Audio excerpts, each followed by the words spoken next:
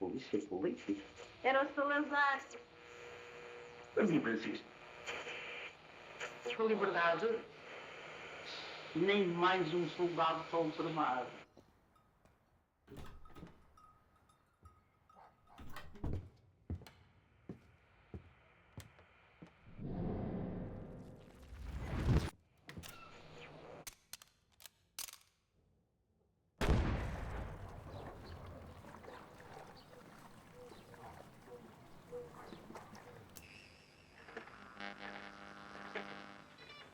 As pessoas não podiam dizer nada, porque se dissessem, no outro dia tinham alguém à porta após levar preso. Aquilo que eu ouvia quando era novo. Vozinhos de Portugal, para Portugal e para defender Portugal. O 25 de Abril foi fundamental para mudar isto tudo. Abril, para eu poder ter sonhos. Que coisa rica.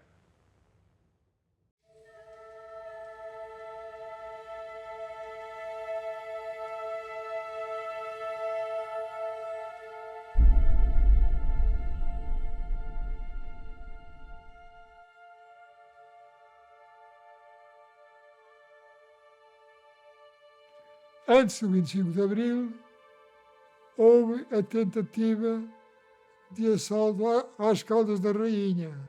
E esses militares depois foram, enfim, dominados. Abortou esse golpe. Abortou.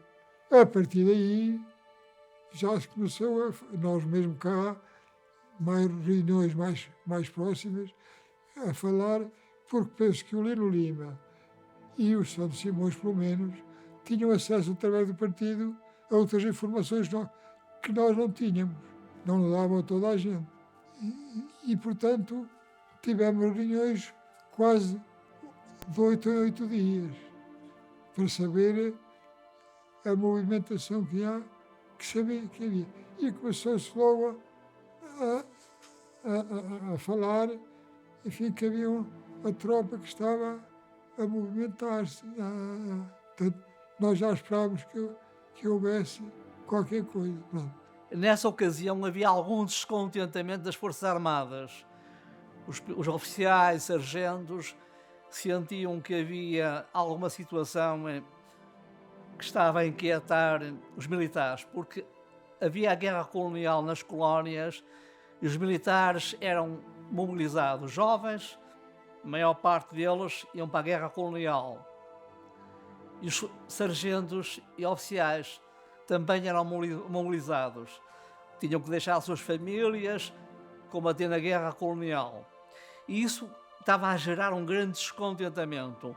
O meu avô materno estava internado, doente, com cancro, no hospital da Póvoa de Lanhoso, da Santa Casa da Misericórdia. Ele morre no dia 23 de abril de 1974.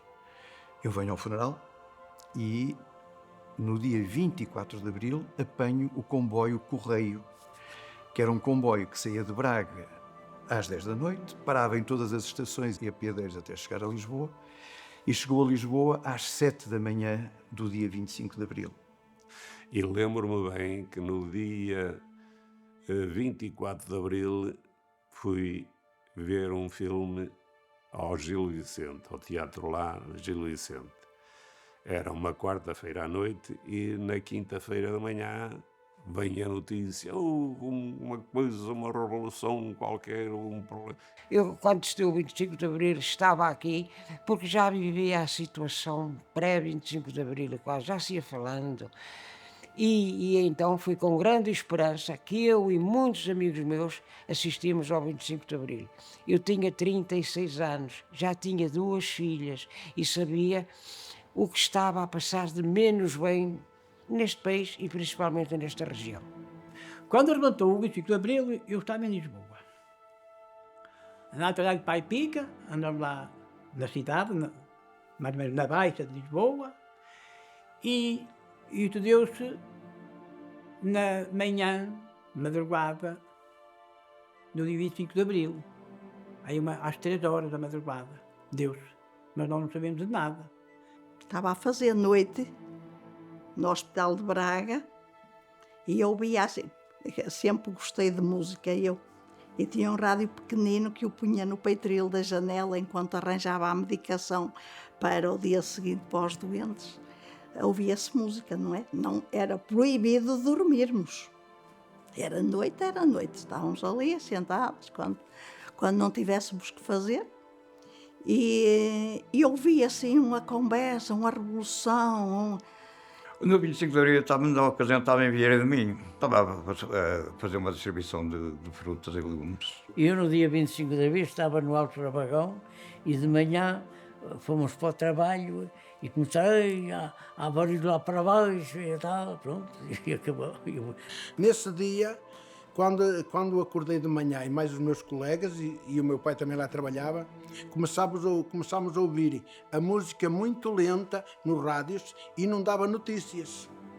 E aqueles mais velhos do que eu, que tinham andado no ultramar e que estavam lá a trabalhar comigo, começaram a duvidar que era um golpe de Estado. E aos 16 anos, e eu estava a trabalhar e ouvi no rádio o Paulo Carvalho a cantar Depois do Adeus, Liberdade. De manhã, eram para as 7 e qualquer coisa, eu liguei o rádio. E aí uma revolução, não sei o que, tal. E outras revoluções, também não... Já tinha 30 e tal anos, já era coisa, mas não percebia nada. E depois chamei um colega, Horácio, venha cá, olha aqui o rádio. Uma revolução, Era 7 horas da manhã, o meu pai já tinha televisão, já tinha carro, e sempre tive um rádio na mesinha de cabeceira. E às 6 horas da manhã o meu pai estava com baixa, porque tinha sido operado um joelho. E às 6 horas da manhã ele ligava sempre o rádio. E quando ouviu então, lá da Liberdade, o 25 de Abril, que tinha sido a Revolução do 25 de Abril e tal, levantou-se e foi aos nossos quartos. Estava eu a dormir, mais a minha irmã e o outro meu irmão. E então o meu pai pôs-se a pé e foi-nos chamar, meus filhos, põe-nos a pé. Hoje é o dia mais feliz da minha vida. Vamos cantar a liberdade. Porque eu estive por caso para ser preso e nunca mais ias ver o vosso pai. E assim foi. Vestimos-nos, calçámos-nos e viemos para a Póvoa a manifestar. Cantar, dançar, tudo o que havia de melhor para ele e para nós. Eu já estava cá, já há uns 4 anos, já estava a acabar o curso de Engenharia Eletrotécnica. Portanto, eu estava a dar aulas no Liceu Sá de Miranda, em Braga.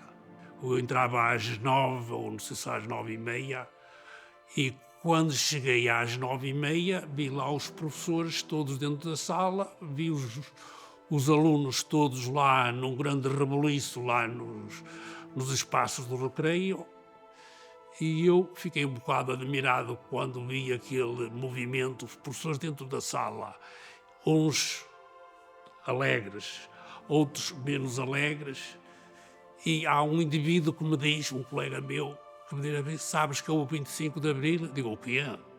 Eu recebi um telefonema da minha mãe a dizer que me ia buscar ao Porto. Eu tinha um irmão que estava em Coimbra, portanto a minha mãe tentou recolher os pintainhos todos, porque nessa altura a minha mãe já estava viúva, portanto recolher os pintainhos todos para os trazer para casa. Quando se deu o 25 de Abril, eu ainda estava a estudar no Liceu Sá de Miranda. Lembro-me de acordar para ir para as aulas. Estava numa casa particular, um senhor de Vieira do Minho, que trabalhava no Tribunal de Braga e tinha muitos filhos, e lembro-me dele dizer, passa-se qualquer coisa em Lisboa.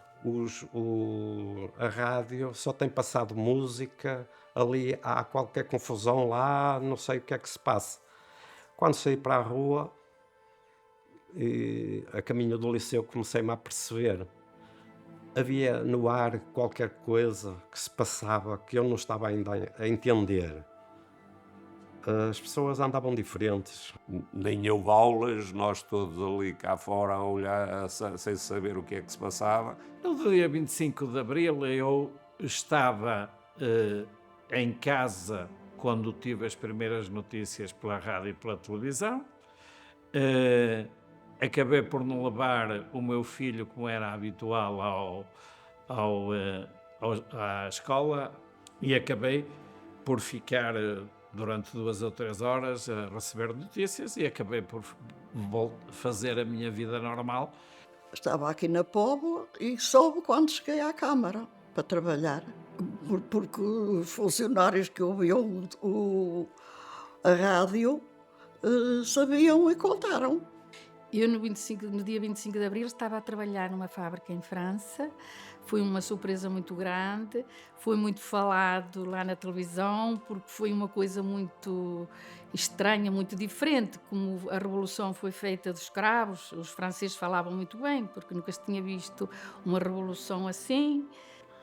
Eu ia na Estrada Nacional 20, entre Orléans e Paris, não sei se alguém conhece. Tinha um rádio para apanhar as ondas curtas, para ouvir as informações de Portugal. E naquele dia só ouvia música, não ouvia mais nada. Não. Passei para o rádio francês e às 3 horas da manhã, nas notícias de lá, ouvi um golpe de Estado em Portugal. E eu fiquei assim um bocado apreensivo, digo assim, o que é que vai acontecer ao pedido dos meus, do adimento da tropa, aos meus documentos. Eu recebi a notícia por uma vizinha francesa que tinha havido um golpe de Estado em Portugal. Nós não sabíamos o que era um golpe de Estado. Pronto, a senhora quis explicar-nos o melhor possível que aquilo que devia ter sido o governo que foi abaixo. E nós ficamos assim, naquela, a pensar-nos na família que tínhamos cá, que eram os pais, tanto de um lado como do outro. Aquilo aconteceu de madrugada, quando acordei, soube através do meu irmão que havia uma revolução em Portugal. Claro que isso gerou um contentamento em toda a população portuguesa. Era uma situação que era esperada, dado o descontentamento que havia nas Forças Armadas. Tinha noção, porque acompanhava também, que havia movimentos, e tinha havido o 11 de Março, não é? Portanto, e sabia das movimentações porque tinha convívio com os capitães do quadro nas unidades até embarcar. Portanto, embarquei em novembro de 73. Aquilo começou a movimentar-se por alturas de maio e junho, e eu acompanhava e aproveitava para lançar também um bocado de veneno, porque a maioria deles não tinha qualquer tipo de cultura política.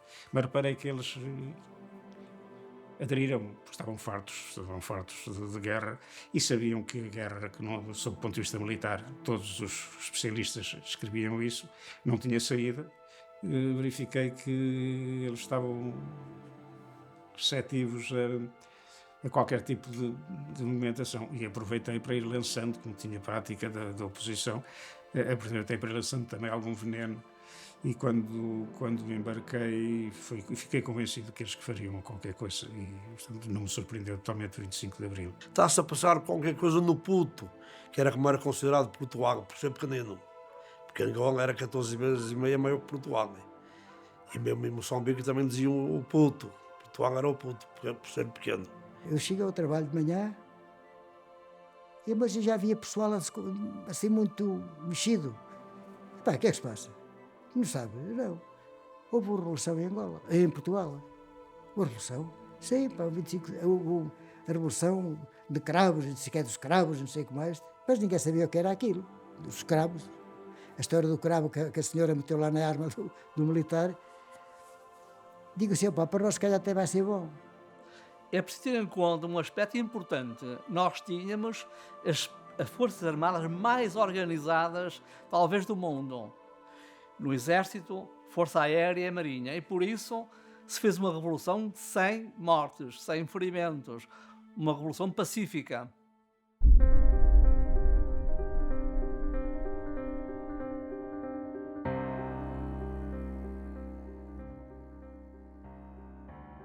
Eu tinha entrado a 1h da manhã e estava no meu serviço no Governo Civil. Nesta noite costumavam entrar até, eu estava nos listos presos, E costumava, quase todas as noites entravam presos. Nesta noite nada, não entrou nada. Quando ia no comboio, a primeira ideia que eu tenho que se está a passar alguma coisa é no comboio. Quando um senhor com um transistor começa a correr pelos corredores do comboio adiante, há uma revolução em Lisboa, há uma revolução em Lisboa. Eu faço o percurso a pé, de Santa Apolónia até ao Rossio, e caio em cima do 25 de Abril. Do momento da Revolução do 25 de Abril, ainda com os chaimites na rua, com a tropa na rua, com os ninhos de metralhadoras da GNR que defendiam o regime, escondidos atrás das colunas do Terreiro de Paço. E resolvi alugar um quartozinho com um outro soldado, Torres Vedras. Foi alugar o quarto, tinha 2 camitas, o quarto pequeno, pagávamos pouco. E tinha lá um casal de velhotes, também olhávamos para os velhotes. Já aí também olhava para os velhotes. Éramos amigos deles e eles nossos amigos. Uma célebre noite, vem a senhora já de 80 e tal anos. Oh meninos, acordem, meninos. Oh meninos, acordem. Então, o que é que se passa? O que se passa? Estão a dizer aqui na rádio para a gente ir para casa, para se manter quieto, para não ir para a rua, para estar sossegado, que está tudo a correr bem. E são os militares na rua, não sei o que é que se passa. Ficámos aflitos, porque tínhamos saído do quartel. Já não conseguimos entrar no quartel, acabou. Chegaram lá nós saber uns poucos militares, vocês deixem as ferramentas nas trincheiras e cada um vai para a sua casa. Mas é depressa. Deu-se um golpe de Estado. Aquilo já dava sol, eu sei para aí umas 9 horas, assim. Depressa, vamos chamar a um sítio, vem lá toda a tropa. Daqui para cima, para aqui ninguém passa para a frente, tudo lá para trás. Aí nós mandámos embora, lá para trás, para aqui ninguém passa. Fomos para outro sítio, e temos lá numa avenida chamada dos Estados Unidos da América, e para toda a tropa. Daqui para cima ninguém passa. Vão para o outro lado.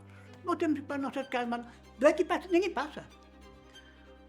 Fomos para o Porieiro, fomos ao relógio, já é perto do aeroporto, demos uma volta muito grande. Nós andemos. Que há muito se desejava que Salazar realmente já tinha idade para ir embora e substituir-se. Que bem não substituir-se por outro dele. Queria que mudasse mesmo o país. E o 25 de Abril veio para mudar.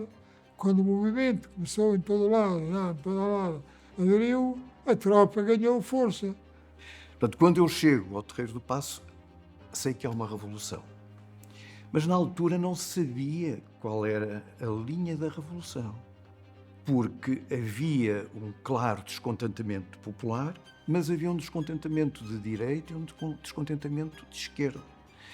E nessa altura não há verdadeiramente uma informação de qual é a tendência política da Revolução. A minha reação na ocasião ri-me, mas depois pensei, isto ainda pode correr mal, porque evidentemente acontece que podia na verdade haver uma nova revolução em que nós poderíamos ficar pior que o que estávamos. Havia informações que não eram uniformes. Havia a informação que eram movimentos capitães, de esquerda, mas quando se tem conhecimento que o Spínola está envolvido, o Spínola tem uma imagem de direita. E, portanto, aquilo era verdadeiramente contraditório. Quando eu soube que era o Spínola, meu Deus, está tudo estragado. Olha este gajo aqui. Meu Deus, vai haver história. Mais tarde veio-se a provar porque é que eu pensava que vai haver história. Naturalmente tive rotinas alteradas ao longo desse dia, porque todo o país ficou de rotinas alteradas. Claro que para nós foi uma surpresa, não sabíamos nada, só sabíamos que tinha mudado tudo. Mas de resto, depois fomos acompanhando aquelas notícias que vinham na televisão. E depois havia muita conversa cá fora no dia seguinte. Ai, o que é que se passou em Lisboa? Houve uma revolução e não sei o quê. Ao princípio ainda foi um bocado de medo, mas depois começou-se a falar com várias pessoas e logo sentimos a alegria e contentes por mudar de regime. Foram os franceses, eu comecei a ligar a rádio de francês e eles estavam sempre a atualizar as informações, de hora em hora, de meia hora estavam a atualizar as informações. No próprio dia, eu celebrei a missa, depois de cá fora, e encontrei um senhor que andava a lavrar. Olha, era Armando Jesus Gomes, era meu vizinho. Olha, não sei o que houve em Lisboa. As tropas andam cá fora. Foi a passagem que me recordo da 25 de Abril, foi essa. As tropas andam cá fora. Depois as pessoas muito assustadas nas aldeias que tinham medo. Aí, está uma revolução em Lisboa, está uma revolução, nem sabiam sequer o que era. A revolução chegou. Ai, Jesus, olha aquilo. Com cestas com o chão. Ai, Jesus, ai, Jesus, ai, Jesus, foi fugir. A revolução, mas é a nosso favor. E tal. A velhota que apanhou o maior susto da vida dela. E pronto, porque política não havia nas aldeias. Nas aldeias podia haver um político, mas era um indivíduo que fosse mais experiente, que tivesse, mas tinha que ter cuidado, porque senão era detido. Foi buscar a Lisboa. Também não vi nada. Via muita gente. Não havia um café aberto, nada. Tudo fechado, tudo fechado. E não fomos trabalhar. Só ouvíamos de vez em quando no rádio. Confiança nas Forças Armadas. Confiança nas Forças Armadas. É o que ouvia. Foi uma explosão.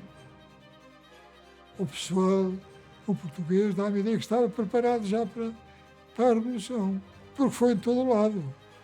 O povo aderiu o povo aderiu em massa. Mas o povo aderiu e foi o povo que, se o povo não adere, eles eram capazes de fazer como nas escolas da rainha, dominar os que tinham, enfim, feito o golpe.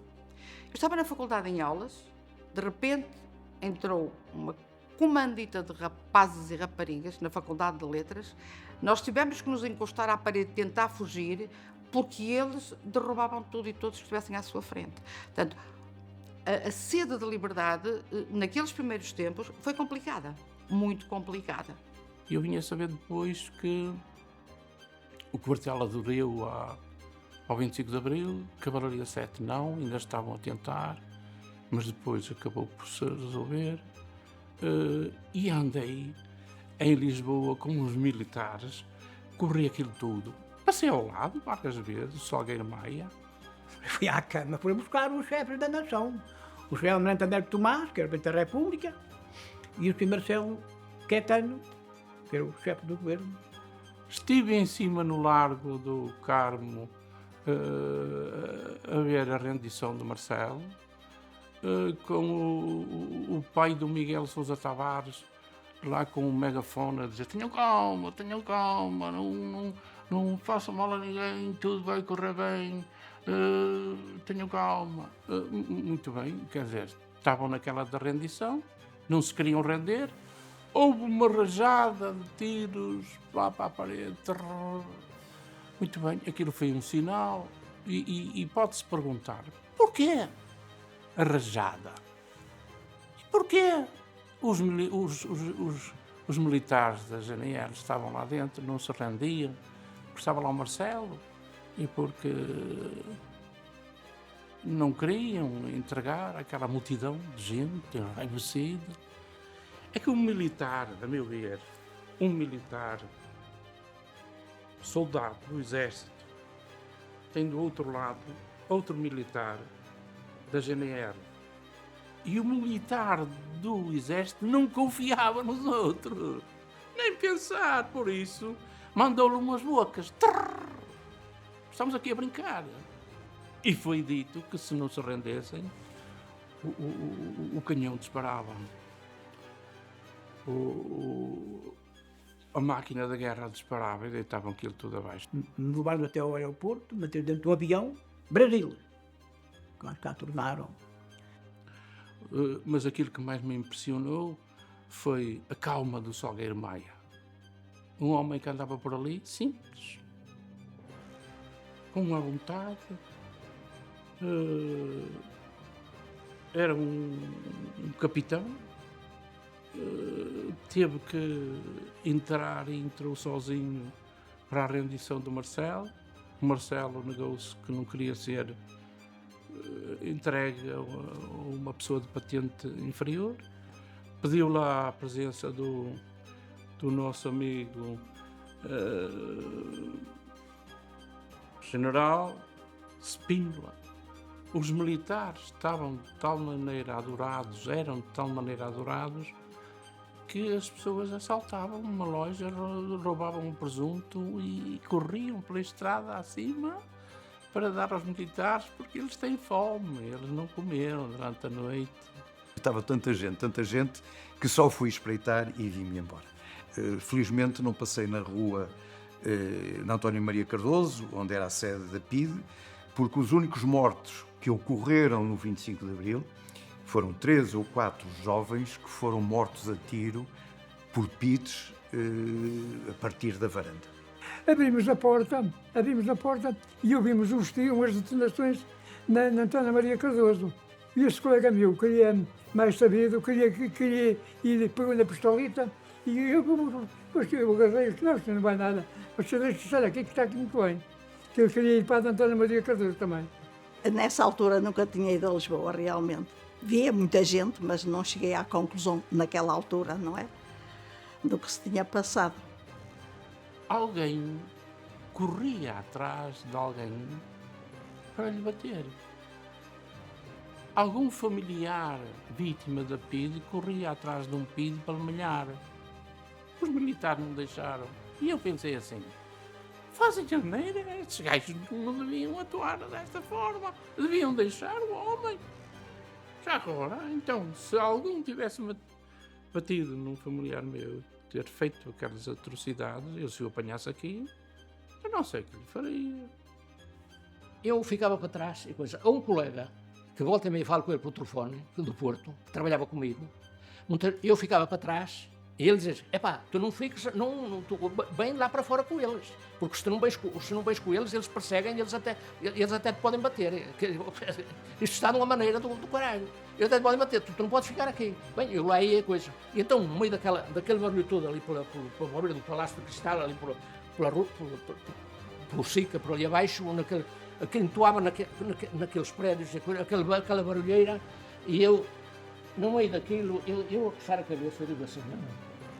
Era impossível, se não houvesse de facto uma rendição, era tudo atrocidade, era tudo, meu Deus, não sei o que é que aconteceria, mas uma coisa de muito mal, porque as pessoas estavam enfurecidas. Ao mesmo tempo, calmas. Tanto dia foi passado lá no serviço. E depois, às 6 horas ou 7, o oficial de serviço mandou-nos embora. Pai, estivemos lá desde as 9 horas até às 6 da tarde. Tínhamos lá a cantina para comer, comemos, almoçamos e jantamos lá, depois já viemos embora. Fui por ali abaixo, desci o Chiado, o Rocio, o Campo Pequeno, tudo calminho, não encontrei nada de nada. Havia aquela reação da multidão, era uma viragem que se pretendia, mas as coisas acabaram por correr, de uma forma geral, correr bem. Foi bom assim.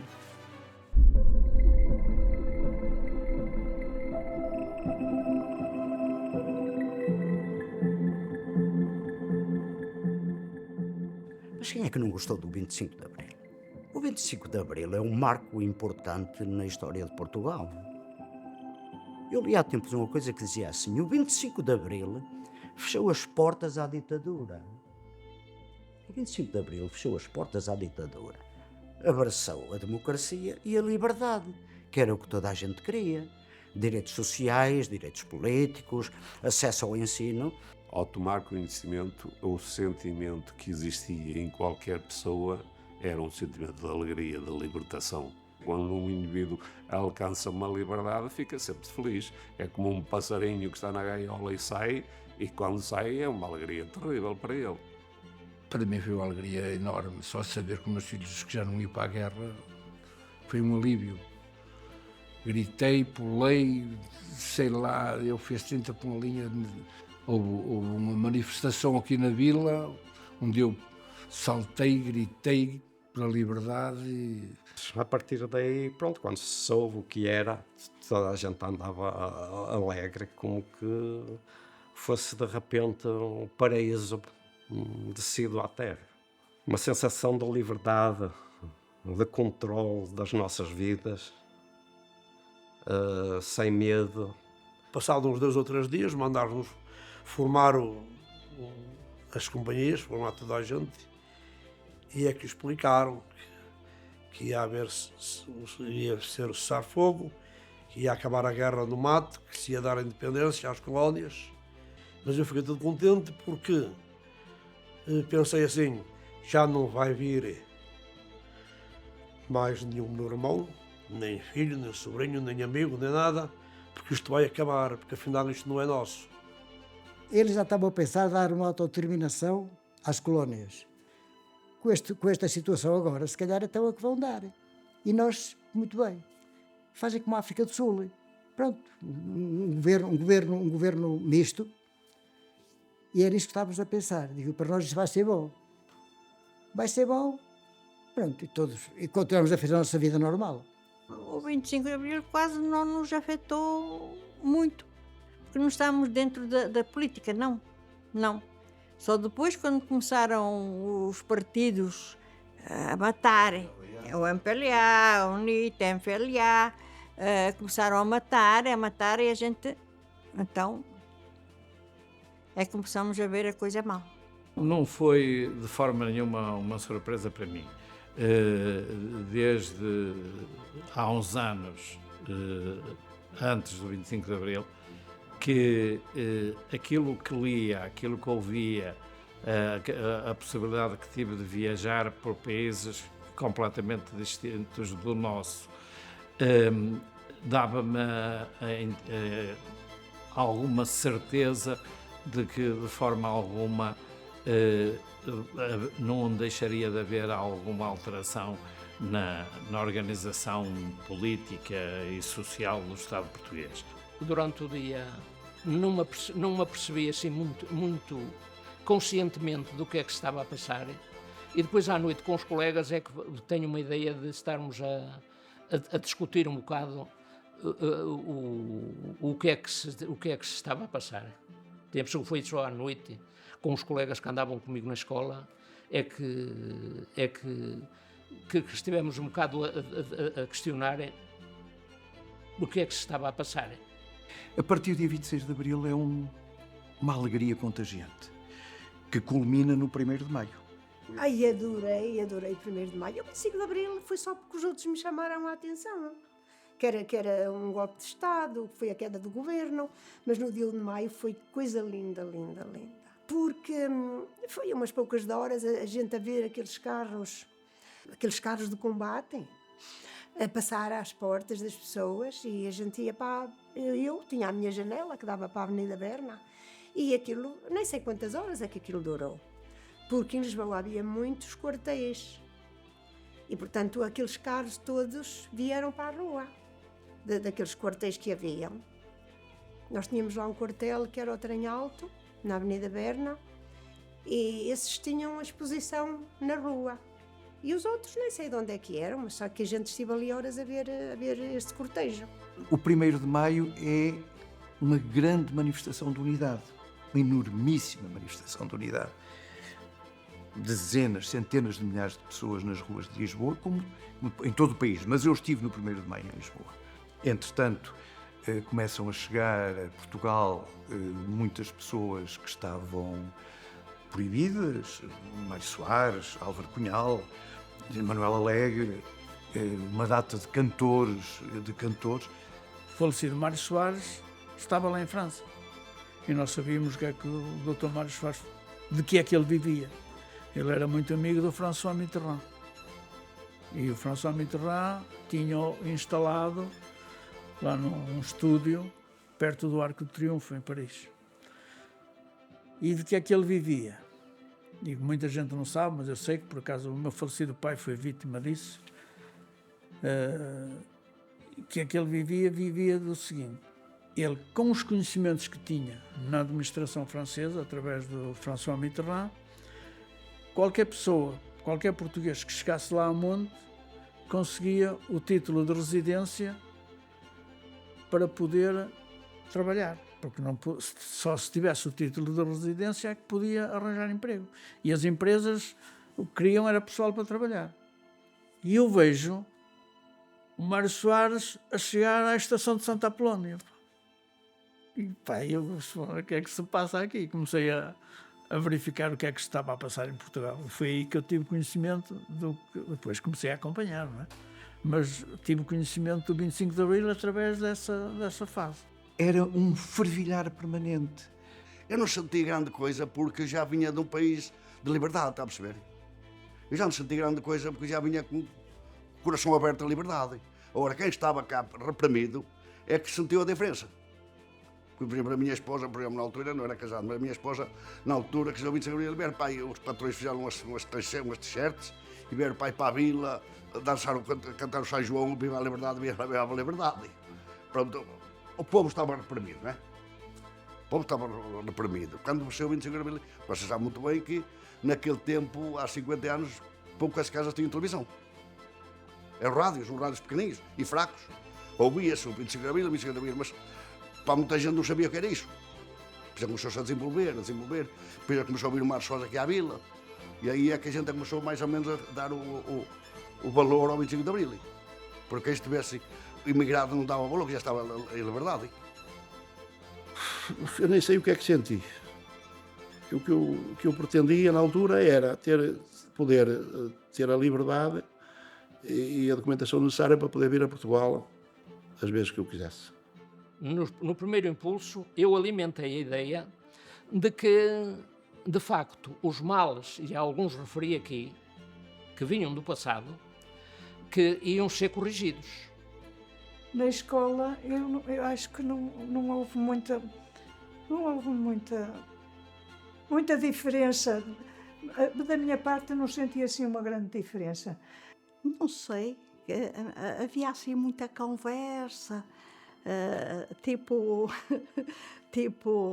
vamos ser mais livres, vamos poder dizer o que apetece. Começou-se a ouvir assim umas conversas, umas eu gostava de ouvir, outras não, outras achei que mesmo com 20 anos que aquela falta de respeito que se já estava a ouvir e pronto, passou a ser um país muito mais livre para se dizer aquilo que pensávamos. O que é que eu tenho que mais me marca? Quando se afirma que no pós-25 de Abril, naquele período imediatamente a seguir ao 25 de Abril, diz assim, foi uma revolução sem sangue e sem vinganças. Isso não é verdade. Não é verdade. Depois do 25 de Abril, fui mobilizado como escriturário. A minha G3 era uma lapiseira. Embora lá na Guiné-Bissau andasse de G3, tinha que dar, e fui o único homem. Também já estava a ficar marado, que dormia dentro do quartel-general, dormia com a G3 à cabeceira da cama. Pois pudera, eu não fui ensinado nas Caldas, fui, porque do lado existia uma janela em que com uma faca cortava-se a rede e eu morria na cama, porque já assaltava um quartel-general muito fácil, muito fácil. Já fui numa altura em que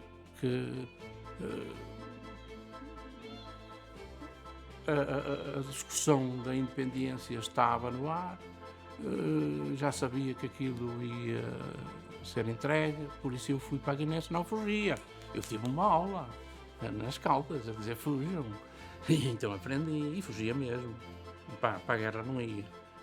Queriam-nos mandar para Angola e Moçambique numa célebre reunião. Meu Deus, como é possível? A gente, foi um homem do MFA, daqui e lá, dizer-nos que era bom para o Estado, para a pátria, porque poupava-se espaço, já estávamos perto de Angola, em Moçambique, os militares ali já não eram precisos e tal. E eu salto para terreiro e digo-lhe: o senhor está enganado, a pátria não é essa, a pátria é a minha mãe, eu quero-me ir embora. O que aconteceu no 25 de Abril era previsível. Eu vim do exército e, passado algum tempo, aconteceu a Revolução. Que estava prevista, mais ano menos ano, dada o descontentamento que existia nos 3 ramos das Forças Armadas, no Exército, Força Aérea e na Marinha. Podia ser mais tarde ou mais cedo, algo haveria de acontecer em Portugal que nos aproximasse daquilo que eram nações em que havia consignados já e exercidos já pela população direitos que infelizmente eram negados em Portugal. O 25 de Abril foi fundamental para mudar isto tudo.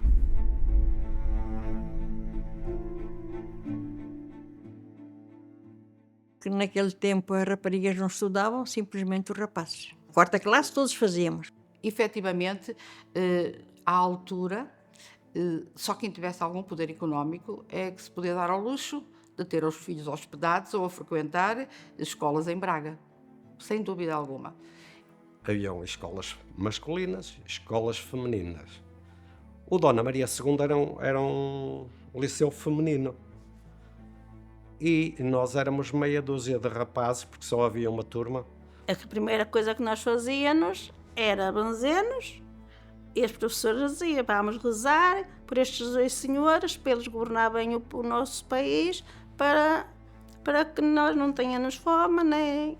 E a gente rezava, Ave Maria, Santa Maria, e pronto, e tornava-nos outra vez a benzer, e o Cristo estava no meio, mas elas diziam que era para os 2 senhores que estavam lá que a gente tinha que rezar.